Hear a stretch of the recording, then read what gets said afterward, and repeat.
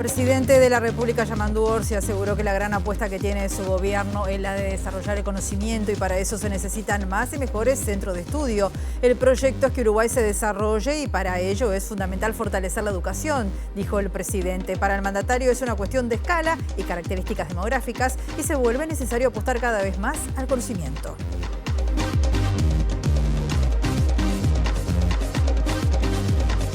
¿Cómo están? Bienvenidas, bienvenidos a MBD Noticias. Comenzamos con la información con 23 grados a esta hora aquí en Montevideo. Una jornada que va a seguir con el cielo algo nuboso, periodos de claro, precipitaciones y probables tormentas, vientos soplando del noroeste entre 10 a 20 kilómetros por hora, con una máxima anunciada de 30 grados, según Inumet. Estamos viendo las cámaras del Centro de Gestión de Movilidad de la Intendencia de Montevideo, en México, entre Polonia y Vizcaya. Hay obras de saneamiento. Marcelino Díaz y García, entre India Muerta y Agraciada, también obras de saneamiento. Estar atentos allí. Urí, entre 21 de septiembre y Javier de Viana. Va a estar trabajando una grúa hasta las 19 horas.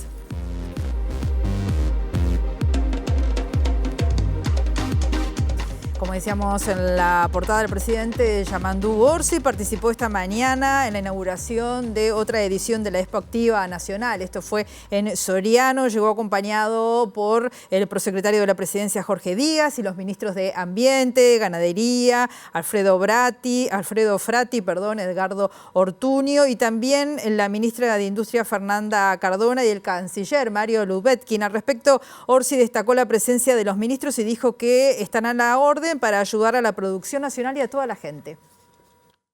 Me tocó en estos primeros días de gobierno participar de una expo en Durazno, donde ahí se premiaban a los cabañeros, y ahí por supuesto escuché mucho de genética y de cabañas y del esfuerzo que hacen. Pocos días después fuimos a la producción del arroz, a la inauguración de la cosecha del arroz.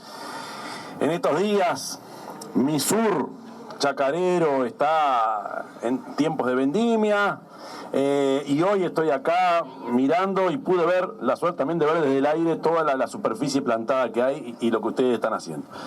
Es un país que necesita que todos los rincones del país encuentre la salida, encuentre la solución productiva para su territorio y a su vez se encamine, por supuesto que en base a la vocación que tiene, pero también con capacidad de innovar. Vamos a otros temas. Atender los problemas de la vivienda, la salud mental y la violencia son algunas de las prioridades de la nueva directora del INJU, Eugenia Godoy. En diálogo con MBD Noticias, la jerarca dijo que se trabajará también en la descentralización, en aumentar la participación de las y los jóvenes en el diseño de las políticas que justamente atienden a esta población. Venimos hablando un poco de la necesidad de seguir generando descentralización y participación. Y cuando hablamos de esto de qué es generar descentralización, porque en realidad todo el mundo dice descentralización, porque sí, es como, ¿no? Cada vez que uno va a un lugar dicen, vamos a descentralizar, vamos a generar participación. El desafío está en cómo vamos a pensar esa descentralización. Y poder concretarlo. Y un poco en eso es que estamos trabajando. En realidad nosotros venimos como nosotras diciendo esto de, la descentralización no es pensar un programa y llevarlo así como lo pensaste desde acá a cualquier lugar del interior, sino es pensar, ese territorio, qué es lo que necesita en realidad, claro, qué programa necesita, y hacer una cuestión como esto, de diálogo. Tenemos que pensar qué espacios generamos para que los jóvenes entiendan que es importante pensar en conjunto, ¿no?, las políticas públicas, y esto, generar que haya como una cuestión de que se hagan parte de lo que se genere desde el INJU. La nueva directora del INJU repasó algunos de los problemas más importantes que actualmente aquejan a la población joven, como vivienda, salud mental y violencia, entre otros. Entonces creo que hay muchos desafíos en torno a lo que tiene que ver con la vivienda. La salud mental también es un desafío de pensar en dispositivos que puedan atender realmente a esta problemática, porque el acceso a la atención en salud mental es un debe. Y creo que hay otros problemas, ¿no? que hay un problema que es estructural, que es el aumento de la violencia, y que eso, se mezclan un montón de cosas. El consumo problemático de los jóvenes es un problema que tenemos que atender, y cómo esto va generando violencias y círculos que hay que pensarlos, no solamente desde el INJU, porque no es solamente desde nuestro lado. También nosotros somos un instituto rector. Nancy González, vocera del grupo denominado de los cincuentones, afectados por los cambios que ha tenido justamente esta franja de la población, valoró positivamente el proyecto de ley presentado por el diputado colorado Adrián Yuri, que busca una solución definitiva a la pérdida del 10% de los ingresos. Este martes estuvieron presentes en el Parlamento, plantearon la necesidad de realizar algunos cambios en la iniciativa parlamentaria. El proyecto tenía algunas cosas que nosotros veíamos que había que modificar y estuvimos con ellos con una recepción buenísima, él nos recibió con un montón de asesores y quedaron en presentarlo a la comisión para allí ser tratado y estudiado y volvernos a citar para conversar del tema. Porque había un poco de confusión con el tema de los topeados, porque hay 25 sentencias del TCA que ya han salido favorables y esa gente está cobrando el 100% de la jubilación. Y entonces nosotros entendemos que son dos cosas diferentes, que lo ideal es sacar el 10% para todos los cincuentones, pero que es importante que la gente que se va a jubilar de futuro sepa que tiene la posibilidad ya cierta de hacer el reclamo ante el TCA a los 10 días de cobrar su primera jubilación. Únicamente se lo descuentan si hace el reclamo, si no pasa inadvertido. Claro, o sea, si hace el reclamo corre el trámite y más o menos al año, 2 años, la gente está cobrando el 100%. Todos los demás o los que no nos enteramos no pudimos hacer el reclamo y entonces cobramos el 90%.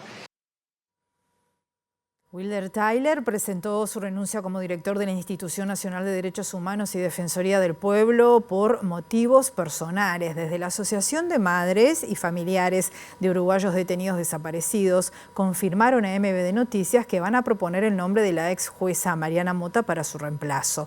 En su carta de renuncia, Tyler planteó al Consejo Directivo de la institución que trabajará hasta 31 de mayo.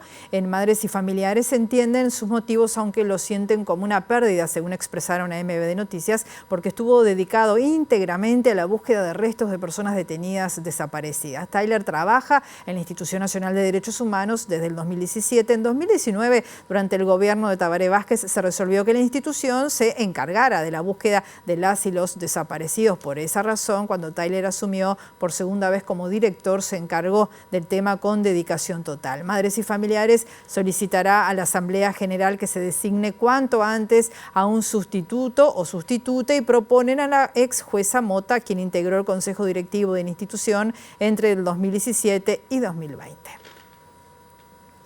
Ahora recibimos con muchísimo gusto a nuestra periodista Juliana Perdomo, que está en el Parlamento. Hay por allí noticias. ¿Cómo está, Juliana? Bienvenida, buen mediodía. Muchas gracias, Rosina. Buen mediodía para todos. Nos encontramos en el anexo del Parlamento, donde esta mañana sesionó una comisión preinvestigadora a instancias del Partido Identidad Soberana para que se investigue la gestión de Luis Lacalle Pou durante la pandemia del COVID-19. Esta comisión preinvestigadora está integrada por Pablo Abdala, del Partido Nacional, también por Eduardo Preve, del Frente Amplio, y por Gustavo Salle, quien nos acompaña. Muchísimas gracias por estos minutos. Al contrario, gracias a ustedes. Concretamente, ¿qué se quiere conocer de esta gestión de COVID? Todo lo que ocultó el gobierno, todo lo que no pidió la oposición de aquella época con respecto al evento conspirativo de la élite internacional respecto a la pandemia, es decir, un procedimiento de control social con fines de despoblación que lo está obteniendo, ejecutado por los gobiernos, pero a instancias de la creación intelectual de la élite internacional, la élite hegemónica, que incluso tuvo un simulacro, porque tienen el desparpajo, ya a esta altura del partido es tan grande el dominio que tienen sobre la humanidad, que tuvieron el desparpajo de tener un simulacro, el evento 201, que después se plasmó en la realidad, esta realidad distópica, ¿verdad?, de control total a través de la creación, aparentemente, según la investigación del Congreso de los Estados Unidos, de una actuación conjunta de Estados Unidos y China para crear artificialmente este supuesto virus que les permitió llevar adelante todo este atropello a la existencia de los seres humanos y sus fines de despoblación. Cuando hablo de fines de despoblación, digo de matar seres humanos. En nuestro país, a partir de la pandemia, a partir de la inoculación, el aumento de la cantidad de muertes fue de un 28%. 15.214 muertos, por encima del promedio bianual a partir del momento que se inocula una sustancia que el Ministerio de Salud Pública no sabía qué tenía, pese a que tiene la obligación jurídica por la ley 9022, su carta orgánica, de saber lo que se le inocula al pueblo uruguayo. ¿Entiende que esta comisión puede prosperar? Porque el Partido Nacional ya dijo que no hay argumentos sólidos. ¿Y va a investigar al propio presidente? No, al Partido Nacional le gusta no investigar. Por algo tenía a Gabriela Fossati, que confesó que de fiscal se pasó a abogada defensor del presidente. Ya sabíamos, el tema es el Frente Amplio. ¿Qué va a hacer el Frente Amplio que hace 50 años legítimamente está buscando desaparecidos con respecto a un procedimiento llevado adelante por la falsa oposición, ¿verdad? Falsa oposición, porque en realidad son lo mismo, lo van a demostrar ahora en la comisión, cuando no quieran investigar este procedimiento, a mi juicio, con apariencia criminal, que fue la pandemia del COVID. ¿Cómo se va a dar el procedimiento de esta comisión? ¿Se va a elevar un informe a diputados? Mire, se va a elevar un informe mañana, se vence el plazo, de 1.500 fojas que agregó la diputada denunciante, Nicole Salle, que entra en la historia grande del país buscando investigar este procedimiento internacional de control social. ¿Y qué van a leer? 1.500 fojas en 48 horas. El libro de Pfizer, confesiones de Pfizer, de que le mintieron a la humanidad, de que no era la efectividad que dijeron tener, que tenían efectos adversos y que quisieron tenerlos ocultos durante 75 años. Y un juez valiente como Mark Pittman, como tuvimos aquí en el Uruguay a Alejandro Recarey, que pidió el contrato, allá lo que dijo, no, saquen los papeles. Y 3.000 científicos interpretaron 500.000 fojas de confesiones de las mentiras de Pfizer. Por parte del diputado del Frente Amplio, dijo que se iniciaron contactos políticos. Concretamente, ¿qué apoyos se van a buscar? Bueno, los contactos los está haciendo él. Aquí hay un tema que es, el Parlamento es el bazar turco de Estambul. Aquí funciona tanto me das, tanto te doy. Y ellos tienen el presupuesto por delante. Tienen el cogobierno por delante, tienen que gobernar juntos. Por algo tienen 40 puestos. Y entonces se van a enfrascar al inicio para investigar cosas que benefician al pueblo, pero los perjudican políticamente a ellos. Aquí, en este recinto, que todos hablan de la democracia, es un bazar turco. ¿Ah? Entonces, no es democracia, porque la verdadera democracia es decirle al pueblo todo lo que se ocultó, todo lo que no se controló. Muchísimas gracias, Salle. De nada. Bueno, Rosina, allí la palabra del diputado Gustavo Salle. A propósito de esta comisión, mañana se vuelven a reunir a las 9 de la mañana y ya está corriendo el plazo de 48 horas para elevar este informe a la Cámara de Diputados con el fin de que se investigue esta gestión de pandemia de COVID-19. Muchas gracias, Juliana. El Ministerio de Salud Pública se está preparando para implementar en pocos días las campañas de vacunación contra sarampión, la gripe. En especial se va a hacer hincapié en que las embarazadas se vacunen contra el virus respiratorio BRS. Así lo informó hoy el director departamental de Salud, Carlos Valli. Y por su parte, la directora general de coordinación del Ministerio de Salud Pública, Zaida Arteta, informó que se está trabajando a nivel nacional para mejorar el acceso a los medicamentos y la atención en salud.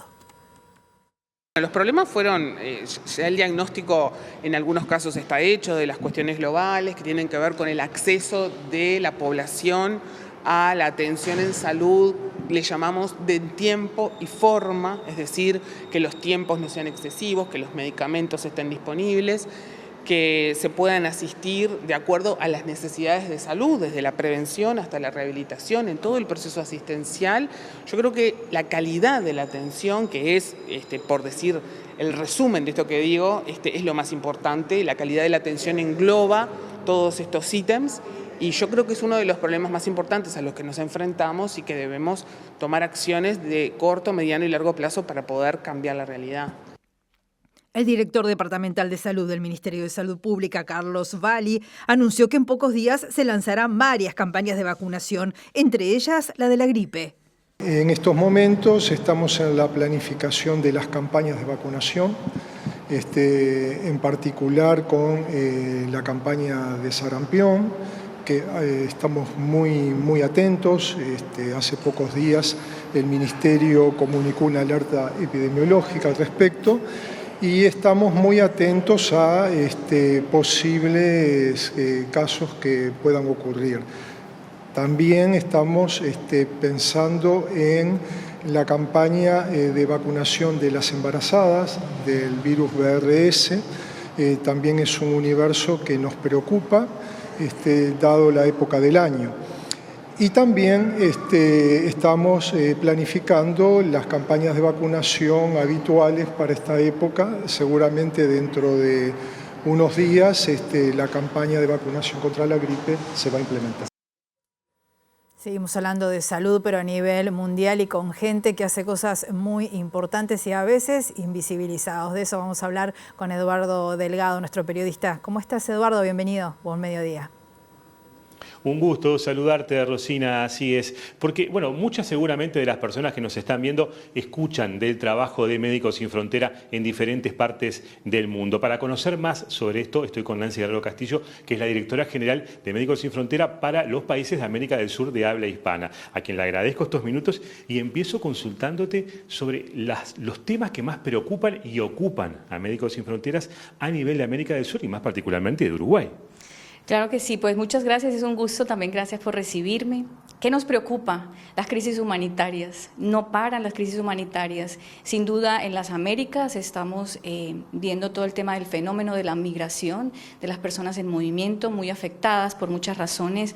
En América Latina estamos en las rutas migratorias desde Colombia hacia el norte, pero también ahora con todos los acontecimientos recientes, la de vuelta, ¿no? Porque no solo los que van hacia la frontera con Estados Unidos para llegar hacia ese país, pero ahora toda la gente que se está devolviendo, ¿no? Que también les acompaña una serie de crisis alrededor, ¿no? Cuando hablamos en temas de salud, ¿no?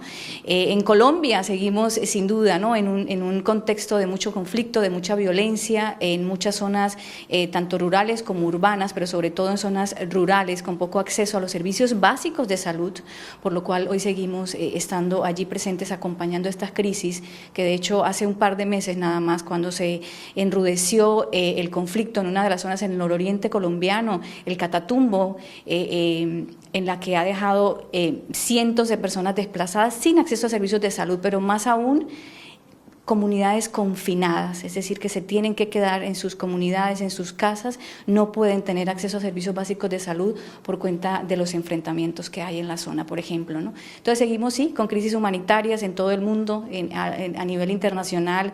Gaza, sin duda, sigue vigente, ¿no? Con toda la crisis humanitaria que está padeciendo la población palestina.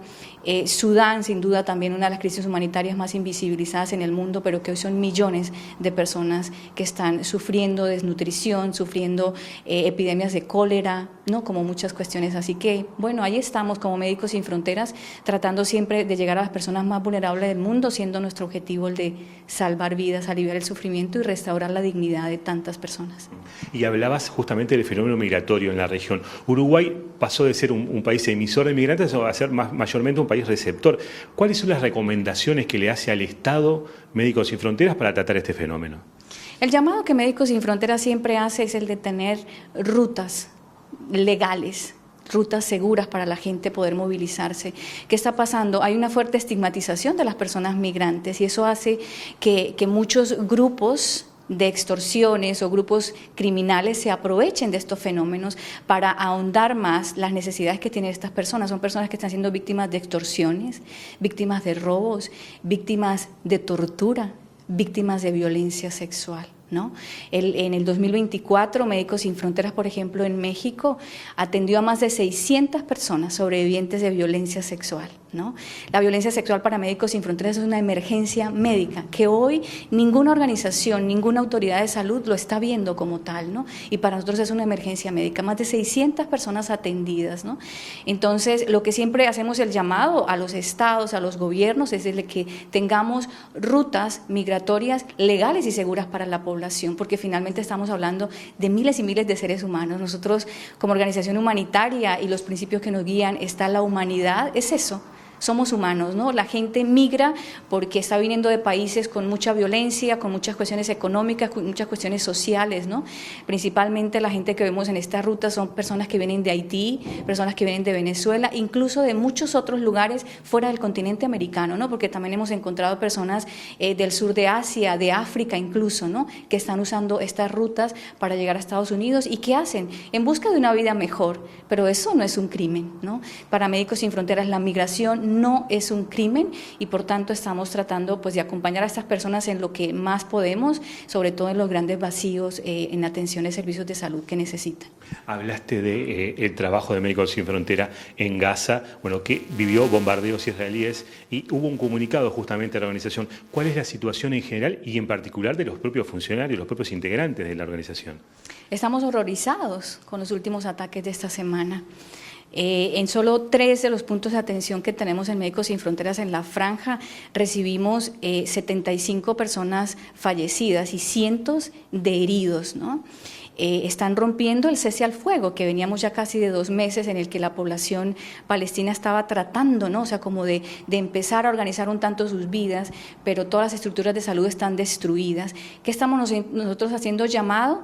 Para retomar el cese al fuego, para permitir la entrada de insumos humanitarios y obviamente insumos para temas de salud a la franja, pero también el hecho de que muchas personas están padeciendo enfermedades que no se pueden tratar en la franja. Y lo que Médicos Sin Fronteras pide es que haya la posibilidad de que estas personas accedan a tratamientos fuera de Gaza, pero que tengan la garantía de un retorno seguro y digno a su tierra también, ¿no? Entonces, ¿qué estamos viviendo? Nada, infraestructuras en el piso, en el suelo. Nosotros estamos en aproximadamente 12 puntos de atención, en muchos de ellos acompañados con el Ministerio de Salud local, dando atención a salud mental, atención a traumas, atención a vacunación, por ejemplo, ¿no? Cuestiones también básicas de salud primaria, sin duda atención materna, pediátrica. Para la gente, nuestro staff, pues es un ambiente agotador, ¿no? Porque es un ambiente, además de seguridad, en el que todo el tiempo ahora con los nuevos bombardeos, o sea, es muy difícil el ejercicio de la labor humanitaria en un contexto así, ¿no? Que lo que pedimos es respeto también a la misión médica, porque desde octubre de 2023 muchas estructuras han sido destruidas, miles de trabajadores de salud, o sea, más de 1000 personas han sido asesinadas, personas trabajadoras de salud, entre ellas, por ejemplo, 9 personas de Médicos Sin Fronteras. Muchas gracias por estos minutos, es muy amable. Ustedes, muchas gracias. Rosina era Nancy Guerrero Castillo de Médicos Sin Frontera, colombiana de nacionalidad, pero con amplia experiencia en varios países con crisis humanitarias muy importantes como Somalia, Sudán del Sur o Etiopía. Las palabras de ellas y de esta organización. Muchas gracias, Eduardo. Nosotros vamos con otros temas. El referente de la agrupación El Casmo que Queremos, Domingo Beltramelli, destacó que la Asamblea de Socios Capitalizadores que se va a realizar esta tarde es clave porque es previa a las elecciones de autoridades en el medio de este proceso de intervención que está viviendo la institución. Beltramelli dijo que gracias a la intervención pudieron enterarse de muchas cosas que el oficialismo intentaba ocultar.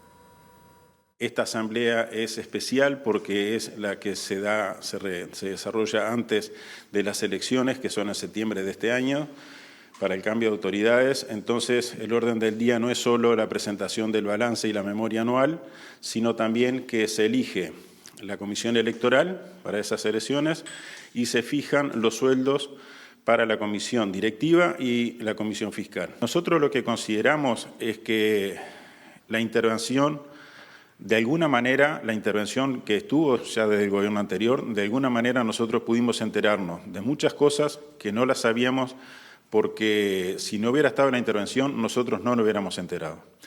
Y habían, de alguna manera, algunos procesos que estaban alterados de forma significativa, a tal punto que uno de los gerentes, junto con otro funcionario de alto rango, tenían una empresa que le vendían servicio al Casmo.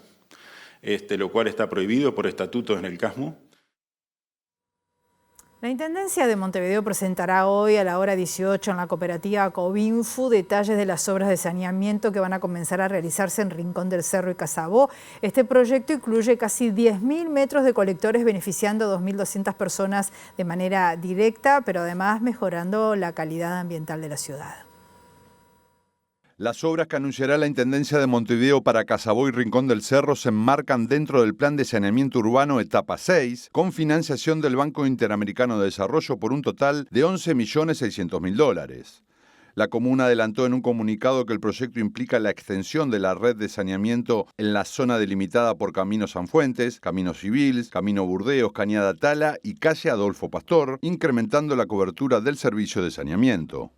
Está prevista la construcción de 9.175 metros de colectores cloacales, 695 conexiones a la red de saneamiento con cámaras, 920 metros de canalizaciones de drenaje pluvial y el acondicionamiento de 1.520 metros de la cañada Tala. Serán beneficiadas 2.250 personas de manera directa al quedar sus hogares conectados a la red, contribuyendo los trabajos a disminuir el riesgo de inundaciones en las zonas y a mejorar la calidad ambiental de la ciudad en general.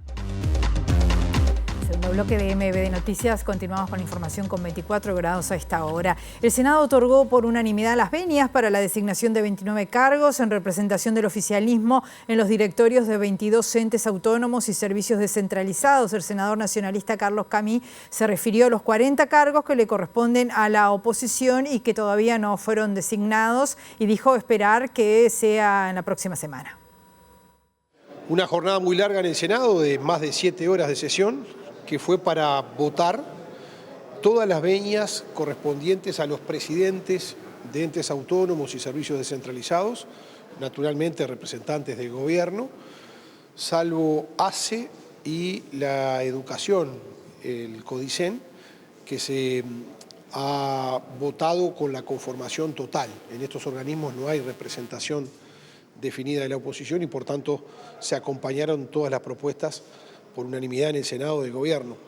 En el día de ayer la oposición, los partidos de la oposición hemos aceptado la propuesta para participar en, no solamente diría que en el Contralor, sino también en la propuesta a través de integrantes de la oposición en los distintos cargos de la administración, las empresas públicas, los entes autónomos, los servicios descentralizados, las comisiones binacionales, y hoy mismo comenzamos a trabajar entre los partidos para ver cuáles son, en función de los lugares en cuales cada partido ocupa una responsabilidad, los perfiles para quienes van a tener esa tarea.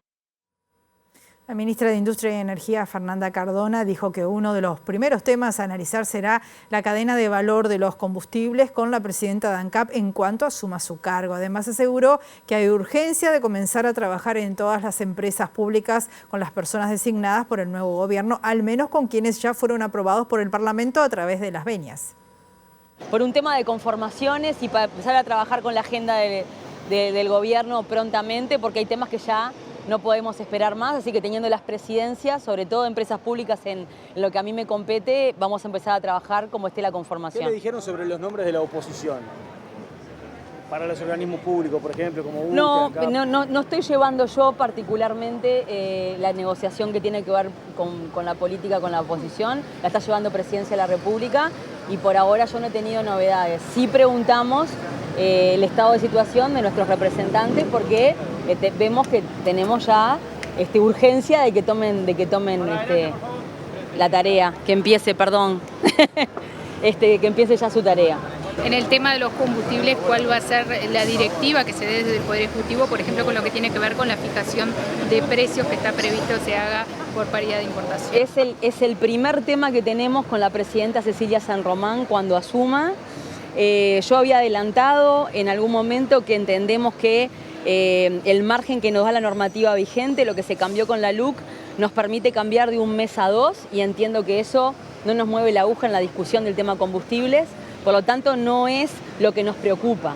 Nos preocupa sí trabajar prontamente la cadena de valor de combustible. Ya hemos tenido reuniones con algunos de los actores, las distribuidoras, algunos de los sellos. Y bueno, tenemos que trabajar fuertemente en ANCAP y por eso es uno de los primeros temas que tiene la Dirección Nacional de Energía y también Patricia San Román, que en este momento está teniendo tareas técnicas en ANCAP, pero que tiene que asumir como presidenta de ANCAP. Y entrevistada por el programa Sin Fronteras, aquí en TV Ciudad hizo un análisis de la situación del sector industrial nacional y marcó también las prioridades de su cartera. Hay un diagnóstico que tiene que ver con mediano y largo plazo, donde uno no puede negar que los procesos tienen, a nivel de Uruguay, hay una descentralización a nivel de más tiempo, que de alguna manera se veía trabajado o requería la necesidad, y creo que eso pasó anteriormente, de enfocarnos en sectores de industria para que las políticas que se necesitaban tuvieran esa realidad, conocer la industria en particular. Yo lo que creo es que No podemos tener grandes definiciones de industria si no consideramos particularidades. Ya no existe más el concepto teórico de a la industria lo mejor es esto a nivel global. Eso no ocurre, y más en Uruguay con el mercado que tiene, ¿no? Un poco también lo hablaba Álvaro, estaba escuchándolos antes de la pausa. Es decir, nosotros no podemos pensar una industria nacional que no considere la realidad territorial, la realidad de la región y la realidad global. Sobre todo aprovechando las coyunturas, ¿no? Porque eso también va cambiando. Entonces, yo lo que creo es que lo que nos pasó es que se agudizó en estos últimos 5 años vectores que se dejaron de trabajar y eso de alguna manera también contribuyó a que tengamos una desaceleración mayor o una pérdida de sectores que están en crisis, como nos está pasando en este momento con la industria láctea, con la industria frigorífica y todas las que todos conocemos, autopartes. El ministro de Relaciones Exteriores, Mario Lubetkin, señaló que los principales desafíos en materia de política internacional son mejorar las relaciones dentro del Mercosur, apuntando a un desarrollo del bloque en una apertura conjunta. Para el secretario de Estado, la posibilidad de que alguno de los 4 socios del Mercosur se desvincule del acuerdo es inviable para las economías de la región. No puede haber un Brexit del Mercosur. Y no lo puede haber porque pierden los 4 países, desde el punto de vista de la realidad económica que están viviendo. ¿Pensás que eso no se puede dar? Yo creo que pierden todos. No puedo imaginarme un país que haga un cálculo a partir de los escenarios económicos que tiene cada uno de las empresas, las facilidades, las reducciones arancelarias, que de un día para el otro se destroza todo hacia algo que no está para nada claro. Yo no creo que eso sea pensable. Y agrego, en este momento la presidencia del Mercosur está en manos de Argentina. Los órganos del Mercosur están funcionando normalmente, con todas las dificultades, con todos los problemas, pero no hay ningún elemento que señale de que se va en sentido contrario a lo que es la dinámica del proceso. Al contrario, lo que se trata es entender cuáles son los caminos en los cuales lo podemos impulsar mejor. Tenemos un preacuerdo, ¿no? Mercosur, Unión Europea, en eso la subsecretaria también ha seguido el tema desde hace mucho tiempo. Digo preacuerdo, ¿sos optimista en que se pueda pasar a un acuerdo? Yo soy muy optimista, sobre todo después de los últimos viajes que hice. El preacuerdo es entre 2 realidades, entre 4 países y 27. De lo cual los 4 países no tienen duda, porque inclusive no hay ninguno de los 4 en ningún momento que haya dicho este acuerdo no hay que hacerlo. El presidente de la Cámara de Comercio y Servicios, Julio César Lestido, se refirió al llamado efecto Temu y su impacto en la economía nacional. En tal sentido, manifestó que las compras por encomienda internacional significan una erogación del orden de los 15 millones de dólares mensuales que salen del mercado nacional y reclamó reglas claras para que no se siga afectando el comercio uruguayo. En el mes de febrero de este año ya se superó la cifra de diciembre del año pasado, que estábamos hablando de 150.000 paquetes en el mes de diciembre. Hoy ya estamos en 160.000 en el mes de febrero, lo que significa en pesos, o en dólares mejor dicho, algo así como 15 millones de dólares consumió el uruguayo en compras por encomienda internacional. Esos 15 millones de dólares no pasaron por la economía uruguaya, ¿no? Pero si eso lo extrapolamos a todo el año, estamos hablando de 180 millones de dólares que el comerciante no los va a ver, afecta al comercio, la actividad empresarial, afecta al empleo y afecta a la recaudación. Nosotros somos liberales. Prohibir no es una buena palabra para nosotros, ¿no? No queremos ir contra el consumidor, ni mucho menos, pero lo tenemos que buscar caminos que podamos defender y que el comerciante pueda competir en algo justo, con reglas claras, porque si no vamos a tener un problema en una economía pequeña, sí nos va a seguir afectando seriamente el comercio. Es un tema que en los últimos tiempos nos está afectando al comercio, sin duda. Otro de los puntos. Y el presidente de la Cámara de la Construcción del Uruguay, Alejandro Ruibal, lanzó la propuesta de generar puestos de trabajo en esa industria para personas en situación de calle y adelantó que la va a plantear al gobierno y al sindicato de la construcción. Ruibal disertó en el almuerzo mensual de la Asociación de Dirigentes de Marketing y en ese marco se preguntó si como sociedad vamos a seguir mirando para el costado con respecto al fenómeno social de las personas en situación de calle. Me parece que podemos utilizar algo de eso para hacer algún plan bien enfocado a las personas en situación de calle. En el fondo, para no naturalizar algo que a todos nos duele cuando caminamos por la calle, ¿no? Y que me parece que tendríamos que poder hacer algo. No es sencillo, no estoy subestimando el tema, pero le voy a plantear al Zunca hablar este tema y después le vamos a plantear al gobierno, si el Zunca está de acuerdo. La idea es de buscar de qué manera le podríamos dar a esas personas. Alojamiento creo que no es lo más difícil a darle. Lo que habría que tratar de ver si no le podemos dar alguna actividad vinculada en el marco de alguna obra, aunque sea part-time, para recrear hábitos de higiene, de integrarse en algo. Obviamente no estoy pensando en que trabajen 8 horas, pero capaz que pueden trabajar algunas horitas y después ir incrementando, hacer una evaluación con profesionales. A ver, algo tenemos que hacer o vamos a mirar para el costado. Y me parece que la construcción tiene un perfil, es una industria que tiene perfil para eso. ¿Qué cupo podría tener el proyecto? Eso es, no te lo puedo decir, no cuantificamos. Pero te digo la verdad, cualquier persona que rehabilitemos hay que mirarlo por unidad. Una persona que logremos sacar y darle esa posibilidad, imagínate lo que es para esa persona. A esa le cambiaste todo. El Comité Ejecutivo Nacional del Sindicato Único de la Construcción y Anexos, el Zunca, resolvió expulsar a 2 de sus afiliados. Eran responsables por manejos irregulares en el Fondo de Vivienda de la Construcción. En un comunicado, el Zunca indicó que estas personas defraudaron la confianza que puso el gremio en ellos, ya que eran referentes del sindicato. En un comunicado de la opinión pública, el Zunca informa la expulsión de 2 afiliados, quienes, según el gremio, defraudaron la confianza que puso el gremio en ellos, ya que eran referentes del Zunca, habiendo vulnerado con tales conductas los principios que son base de la organización, como honestidad y solidaridad. Más adelante la nota dice que el sindicato se vio gravemente perjudicado en su nombre, trayectoria y conducta, que son ejemplo de solidaridad entre los trabajadores.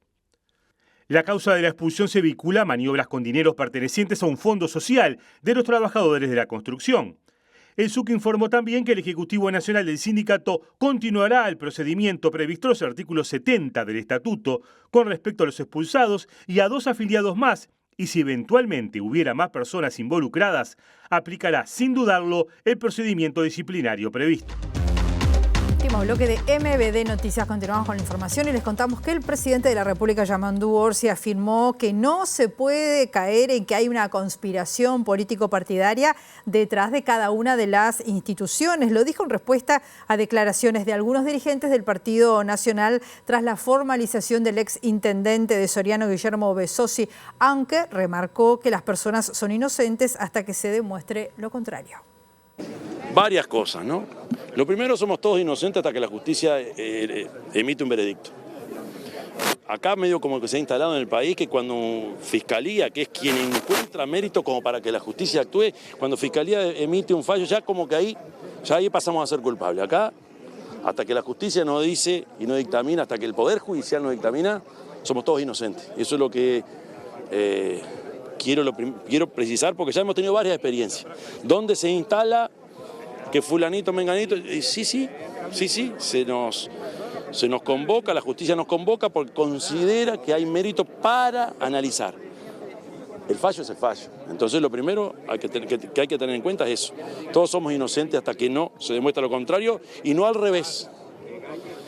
Eso para empezar. Y lo segundo es que tampoco se puede caer en la otra cara de la moneda que hay una conspiración político-partidaria detrás de cada una de las instituciones.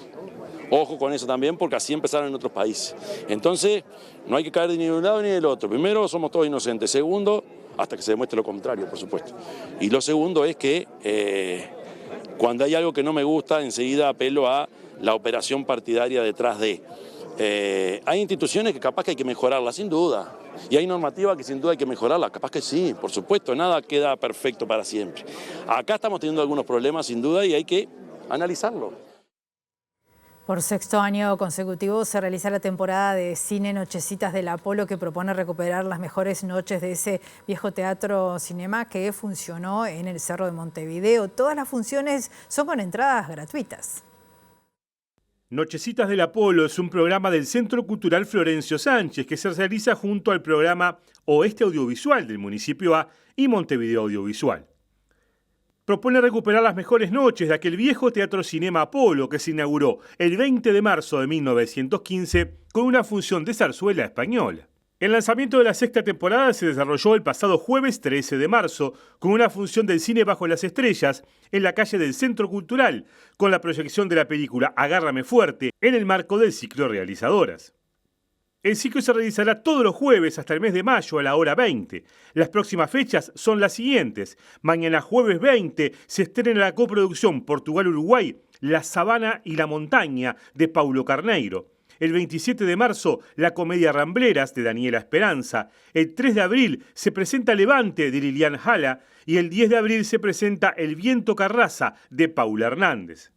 El ciclo sigue el 8 de mayo, en que se estrena el largometraje La Fábula de la Tortuga y la Flor, de Carolina Campo, Lupo. El 15 de mayo se estrena la serie Ángel, con 3 capítulos, que es de Manuel Soriano, y el 22 de mayo se estrenan otros 3 capítulos de esta misma serie. La entrada es gratuita por reservas o por orden de llegada, sujeto a disponibilidad de lugares. Las reservas se pueden realizar por el teléfono 1950-8921, al WhatsApp 099-774039 o por el correo electrónico atp.ccfs2024@gmail.com.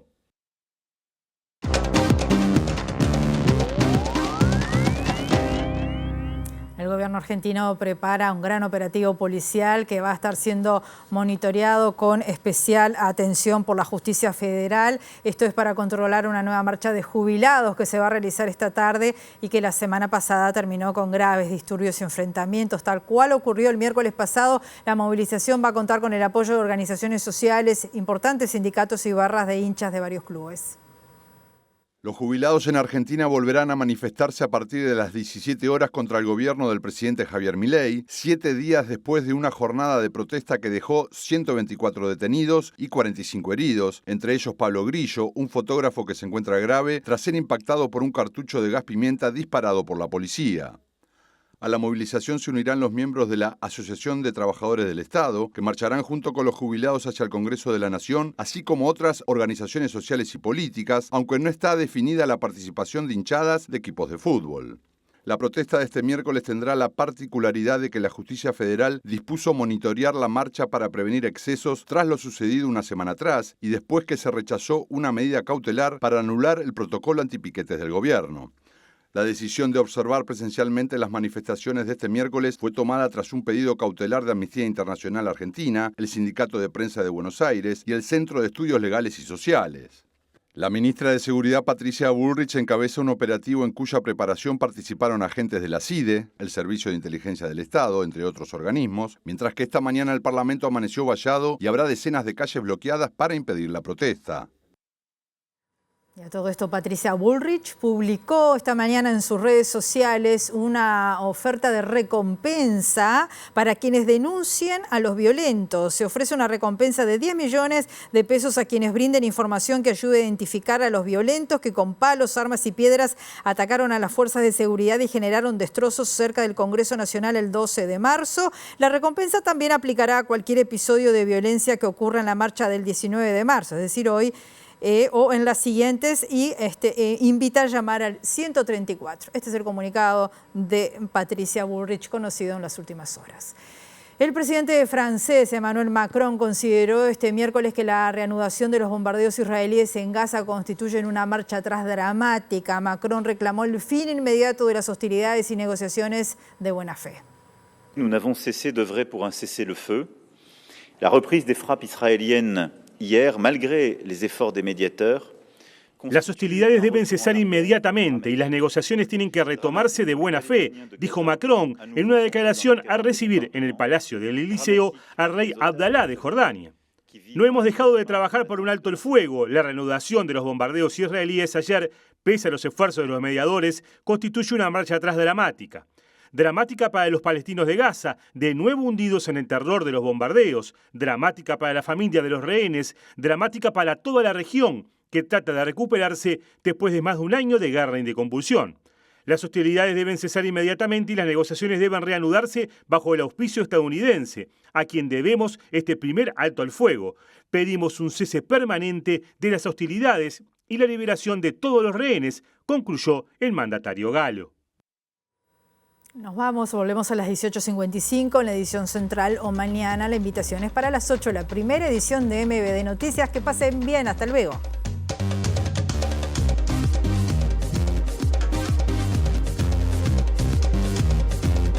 La nueva directora del INJU, Eugenia Godoy, estableció las prioridades del organismo que pasarán por trabajar en la descentralización y en aumentar la participación juvenil en el diseño de las políticas que atienden a esta población. La ministra de Industria y Energía, Fernanda Cardona, dijo que cuando asuma la nueva presidenta de ANCAP, uno de los primeros temas a analizar será la cadena de valor de los combustibles. Además, aseguró que hay urgencia de comenzar a trabajar en todas las empresas públicas. El ministro de Relaciones Exteriores, Mario Lubetkin, dijo que la posibilidad de que alguno de los 4 socios del Mercosur se desvincule del acuerdo es inviable para las economías de la región. Nancy González, vocera del grupo denominado de los cincuentones, afectados por los cambios jubilatorios durante los gobiernos del Frente Amplio, valoró positivamente el proyecto de ley presentado por el diputado colorado Adrián Jury, que busca una solución definitiva a la pérdida del 10% de sus ingresos. La Cámara de la Construcción le planteará al Zunca y al gobierno la posibilidad de generar puestos de trabajo en la industria para personas en situación de calle, según anunció el presidente de la gremial empresarial, Alejandro Ruibal. El gobierno argentino prepara un gran operativo policial que será monitoreado por la Justicia Federal para controlar una nueva marcha de jubilados que se realizará esta tarde y que la semana pasada terminó con gravísimos disturbios y enfrentamientos.